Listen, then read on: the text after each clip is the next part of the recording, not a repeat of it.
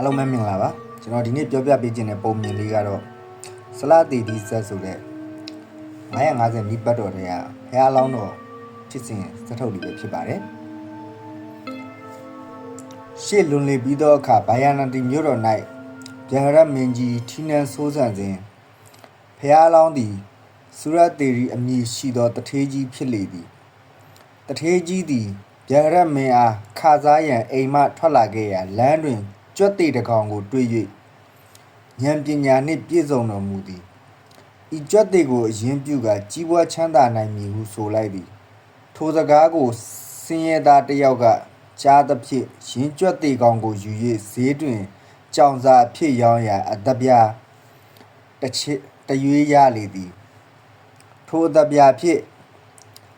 တင်းလဲဝယ်ယူကပန်းတဲ့များအားတင်းလဲအနှဲငယ်စီကျွေး၍တောက်ရည်ပေးသည်ပန်းတဲ့များကလည်းပန်းတဆုပ်စီပြန်ပေးသဖြင့်ထိုပန်းများကိုရောင်းရသည့်အတပြားဖြစ်တင်းလဲများထပ်ဝယ်ပြန်သည်နောက်နေ့တွင်ပန်းကြံသို့လိုက်သွားကပန်းတဲ့များအားတင်းလဲကျွေး၍ရေတိုက်ပြန်သည်ပန်းတဲ့များကမိမိတို့ပန်းများထဲမှတဝက်စီခွဲပေးခဲ့ကြသဖြင့်ရင်းပန်းများကိုရောင်းချရာအတပြား၈ပြားရလာခဲ့သည်တနေ့တွင်မိုးသက်လေပြင်းကြားရောက်သောကြောင့်မင်းဥယျာဉ်ရှိတစ်ကိုင်းများကျိုးကြွေကုန်သည်သူသည်ခလေးများအားတင်းလဲကျွေးပြီးရင်းတို့ကိုကယ်ထုတ်၍ဘရင်အိုးတော်လောက်ခရောင်းချသည့်အတပြား16ပြားနှင့်အိုး9လုံးရလိုက်သည်စုစုပေါင်း24အတပြားကိုပိုင်ဆိုင်လာလေခဲ့သည်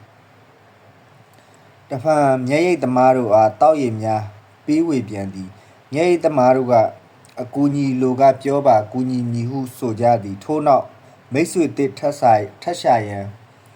စိတ်ကံအရာရှိနှင့်ကုန်းလန်းဘတ်ဆိုင်ရာဝန်ထမ်းတို့ကိုတွေ့လေသည်တနေ့တွင်ကုန်းလန်းဘတ်ဆိုင်ရာဝန်ထမ်းကမနက်ဖြန်ဤမြို့သို့မြင်းကုန်တဲ့တယောက်လာမည်မြင်းကောင်းရီ900ပါလာမည်ဟုသတင်းပေးသည်သူသည်မျက်ရည်သမား900ထံသွားကမြက်တစည်းတောင်းယူလေသည်မြင်းကုန်တဲ့ရောက်လာသောအခါသူသည်မြက်အားလုံးရောင်းလိုက်သည်အသက်ပြား1000ရလိုက်သည်နောက်3-4ရက်အကြာတွင်စိတ်ကံအရာရှိကစိတ်ကံတွင်ကုန်တင်လေကြီးစိုက်လာမည်ဟုသတင်းပေးလိုက်သည်ဤတွင်သူသည်ယထာတစည်းနှင့်လူအချို့ကိုငှားကအချွေရန်ပြိတ္တအဖြစ်တင်ပြီးယထာစီ၍ကုန်တယ်ကြီးဟန်ဖြင့်စိတ်ကံသို့ဆင်းလာခဲ့လေသည်လှေပါကုံအားလုံးကိုအယောင်းဝယ်ပြုရန်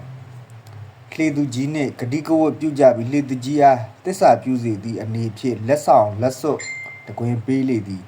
ထို့နောက်သူသည်ကလက3ထပ်ကာ၍အထဲတွင်ခမ်းနားစွာနေထိုင်နေလေသည်ကုံတဲ့လှေကြီးဆိုက်ရောက်လာသည့်တည်င်းကြောင့်ဘာယာနတီမြို့မှကုံတဲ့တရားတို့သည်စိတ်ကန်းသို့ကုံဝယ်ဆင်းလာခဲ့ကြသည်သို့တော်လှေသူကြီးနှင့်ရောင်းဝယ်၍မရတော့ပေထိုမျိုးသားနှင့်တွေ့ရန်ကလကတကန့်စီတွင်စောက်ကြက်နေကြသောအဆောက်များထံမှ3ကြိမ်3တန်ခွင့်တောင်းပြီးအတပြား1000စီပေးမှတွေ့ခွင့်ရကြလေသည်နောက်ဆုံးတွင်လှေပါကုံအားလုံးတန်ဖိုးနှင့်တကွထိုမျိုးသားအတွက်အတပြား3သိန်းပေးသဖြင့်အယောင်းဝယ်တည့်သွားကြသည်သူသည်သူ့အားကူညီထားသူများ၏ကျေးဇူးကိုမမေ့ကြည်ဆူရတိတထေးထံသွား၍အတပြား3သိန်းကြော့သည်တထေးကအကျိုးကြောင့်မေးမြန်းရာကြွက်သေးတကောင်ကိုအရင်ပြုလေရာ4လအတွင်း2သိန်းကျွဲ့ဝါလာပုံကိုပြောပြသည်ဆူရတိတထေးသည်ထိုသူ၏ကြံရည်ဖန်ရည်ကိုသဘောကျ၍မိမိသမီးပြိုနှင့်ထိမ်းများလက်ထပ်ပေးလိုက်လေတော့သည်